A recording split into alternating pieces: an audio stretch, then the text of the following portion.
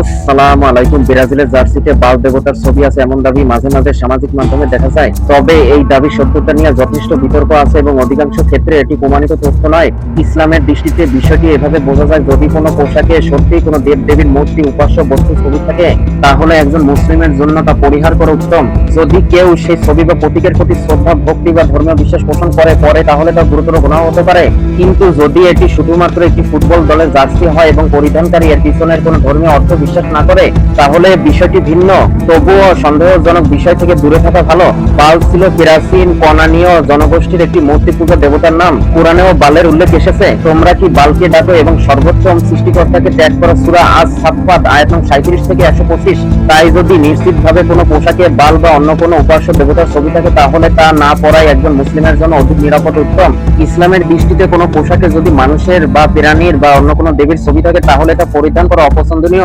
অনেক আলেম মত দিয়েছেন। আর যদি সেই ছবি এমন কোন ধর্মীয় প্রতীক বা মূর্তি হয় যা শিরক বা মূর্তি পূজার সাথে সম্পর্কিত, তাহলে তা পরিধান করা থেকে বিরত থাকা উত্তম। সাধারণভাবে সাধারণ খেলাধুলার জার্সি পরা জায়েজ। মানুষের বা প্রাণীর বড় ছবি থাকলে তা এড়িয়ে চলা ভালো। মূর্তি, দেব দেবী বা অন্য ধর্মীয় উপাসনালয়ের প্রতীক থাকলে তা পরিহার করা উত্তম। কোনো পোশাক পরা মানেই তার ধর্মীয় বিশ্বাস গ্রহণ করা না, তবে মুসলিমদের জন্য সন্দেহজনক বিষয় থেকে দূরে থাকা ভালো।